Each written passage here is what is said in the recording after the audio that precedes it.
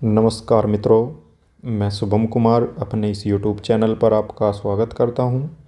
आज हम इस वीडियो के माध्यम से भारतीय संविधान के भाग 2 पर चर्चा करेंगे, जो नागरिकता के अर्जन तथा समाप्ति का वर्णन करता है।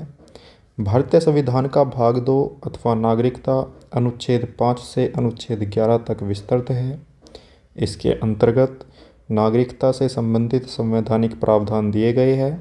नागरिकता का उपबंध हमारी संविधान सभा द्वारा 26 नवंबर 1949 को ही लागू कर दिया गया था।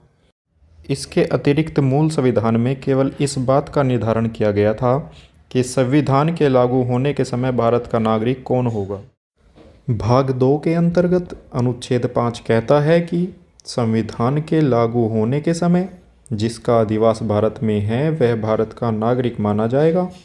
अधिवास से तात्पर्य है वह व्यक्ति जो भारत में जन्मा हो या उसके माता पिता में से कोई भारत में जन्मा हो या वह संविधान लागू होने के 5 वर्ष पहले से भारत में रह रहा हो। इसी के साथ अनुच्छेद 6 पाकिस्तान से भारत आए प्रवासियों की नागरिकता का वर्णन करता है और कहता है कि 19 जुलाई 1948 के भारत पाक विभाजन समझौते से पहले जो लोग भारत आ गए थे उनके लिए कोई औपचारिकता नहीं थी अथवा उन्हें नागरिकता के लिए पंजीकरण नहीं कराना था, लेकिन जो लोग इसके बाद भारत आए हैं उन्हें अपना पंजीकरण कराना होता था। इसी तरह अनुच्छेद 7 में कहा गया है कि 1 मार्च 1947 के बाद जो लोग भारत छोड़कर पाकिस्तान चले गए उन्हें भारत का नागरिक नहीं माना जाएगा, और यदि जो लोग पाकिस्तान चले गए हैं उनमें से कुछ लोग भारत में पुनर्वास की इच्छा से वापस आते हैं और भारत में ही रहने का संकल्प लेते हो तो उनको भारत का नागरिक मान लिया जाएगा।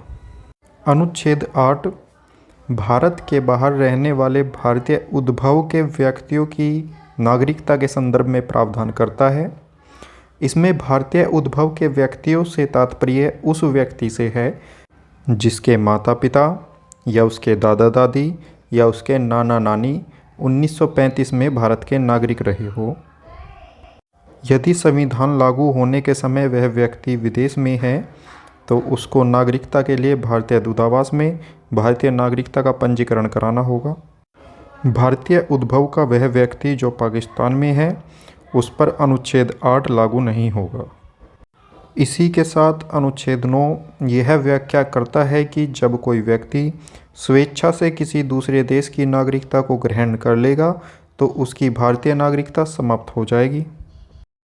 अनुच्छेद 10 कहता है कि अनुच्छेद 5 से अनुच्छेद 9 तक की शर्तों के अधीन यदि आप भारत के नागरिक हैं तो संसदीय विधि के अंतर्गत आपकी नागरिकता बनी रहेगी, अर्थात आपकी नागरिकता को कोई खतरा नहीं होगा। इसी के साथ अनुच्छेद 11 कहता है कि संसद कानून बनाकर नागरिकता के अधिकारों का नियमन करेगी और इसी के आधार पर भारत की संसद द्वारा भारतीय नागरिकता अधिनियम 1955 अधिनियमित किया गया है, जो वर्तमान में नागरिकता के विनियमन का सर्वोच्च कानून है। भाग 2 के अंतर्गत नागरिकता के अर्जन एवं समाप्ति के माध्यमों पर भी चर्चा करेंगे।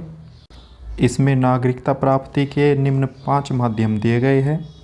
नंबर 1 जन्म के द्वारा, अर्थात हर वह व्यक्ति जिसका जन्म भारत में हुआ है तथा उसके माता पिता में से कोई एक भारत का नागरिक है तथा दूसरा अवैध प्रवासी नहीं है, उसे भारत का नागरिक माना जाएगा।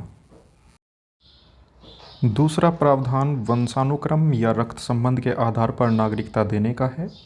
इस प्रावधान के अंतर्गत एक शर्त ये है कि व्यक्ति का जन्म अगर भारत के बाहर हुआ हो तो उसके जन्म के समय उसके माता या पिता में से कोई एक भारत का नागरिक होना चाहिए। पंजीकरण द्वारा, केंद्र सरकार आवेदन प्राप्त होने पर किसी व्यक्ति जो अवैध प्रवासी न हो को भारत के नागरिक के रूप में पंजीकृत कर सकती है यदि वह निम्न शर्तों को पूरा करता है। नंबर 1 वह भारतीय मूल का व्यक्ति हो तथा नागरिकता प्राप्ति आवेदन से ठीक 7 वर्ष पहले से भारत में रह रहा हो। नंबर 2 वह व्यक्ति जिसने भारतीय नागरिक से विवाह किया हो तथा वह भी 7 वर्ष से भारत में रह रहा हो, पंजीकरण के द्वारा नागरिकता प्राप्त करने का हकदार है। इसी तरह अन्य कुछ शर्तों को पूरा करने वाले सभी व्यक्ति पंजीकरण द्वारा नागरिकता प्राप्त कर सकते हैं। चौथा प्रावधान देशीकरण अथवा प्राकृत रूप से नागरिकता देने का है, यानी देश में रहने के आधार पर भी कोई व्यक्ति भारत में नागरिकता हासिल कर सकता है, बशर्ते वो नागरिकता अधिनियम की तीसरी अनुसूची की सभी योग्यताओं पर खरा उतरता हो। इसी के साथ पांचवा प्रावधान भूमि विस्तार के जरिए नागरिकता देने का है। यदि किसी नए भूभाग को भारत में शामिल किया जाता है तो उस क्षेत्र में निवास करने वाले व्यक्तियों को स्वतः ही भारत की नागरिकता मिल जाएगी। मिसाल के तौर पर 1961 में गोवा को और 1962 में पुदुचेरी को भारत में शामिल किया गया तो वहाँ की जनता को भारतीय नागरिकता प्राप्त हो गई थी। नागरिकता प्राप्ति के कुछ अपवाद भी है, जिसमें विज्ञान, कला, दर्शन, साहित्य व विश्व शांति इन क्षेत्रों से संबंधित हस्तियों को नागरिकता प्राप्ति के प्रावधानों को बाईपास करते हुए भारत की नागरिकता दी जा सकती है। जैसे मदर टेरेसा को विश्व शांति से संबंधित होने के कारण 1951 में भारत की नागरिकता प्रदान की गई थी, और उसी प्रकार हाल ही में कुछ समय पहले पाकिस्तान के एक सिंगर अदनान सामी को भारत की नागरिकता प्रदान की गई थी। नागरिकता समाप्ति के माध्यम।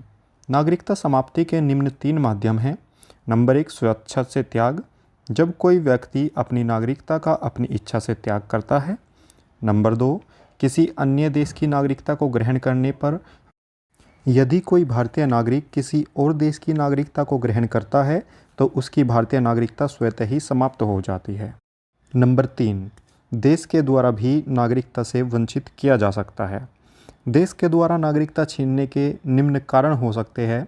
नंबर 1, यदि कोई व्यक्ति पंजीकरण के द्वारा भारतीय नागरिकता प्राप्त करता है और नागरिकता प्राप्त करने के 5 वर्ष के अंदर ही वह न्यायपालिका द्वारा 2 वर्ष से अधिक के लिए दंडित किया जाता है तो भी उसकी नागरिकता छीनने का देश को अधिकार होता है। नंबर 2, यदि कोई व्यक्ति भारत की नागरिकता लेने के बाद 7 वर्षों तक बाहर निवास करता है तो भी उसकी नागरिकता समाप्त की जा सकती है। नंबर 3, यदि कोई व्यक्ति युद्ध के समय में देश की सुरक्षा संबंधी या कोई और जानकारी शत्रु को देता है अथवा देशद्रोह करता है तो भी उसकी नागरिकता छीनने का अधिकार देश को होता है। नंबर 4, यदि भारतीय नागरिकता प्राप्ति के समय गलत जानकारी दी गई हो तो भी उसकी नागरिकता समाप्त की जा सकती है। नंबर 5, यदि कोई व्यक्ति भारतीय संविधान का अपमान करता हो तो भी देश को उसकी नागरिकता छीनने का अधिकार होता है। अब अंत में समय है कुछ प्रश्नों का, जिनका जवाब आप कमेंट बॉक्स के ज़रिए मुझ तक पहुंचा सकते हो। हमारा पहला प्रश्न है, संविधान सभा द्वारा भाग 2 अथवा नागरिकता का उपबंध सर्वप्रथम कब लागू किया गया था? जिसके विकल्प है नंबर 1, 15 अगस्त 1947, नंबर 2, 26 नवंबर 1949, नंबर 3, 26 जनवरी 1950 और नंबर 4, 26 नवंबर 1950। अगला क्वेश्चन है, क्या भारत में भी अमेरिका की तरह दोहरी नागरिकता का प्रावधान है या नहीं? इसका जवाब आप कमेंट बॉक्स में दे सकते हो। Thanks for watching. जय हिंद, जय भारत।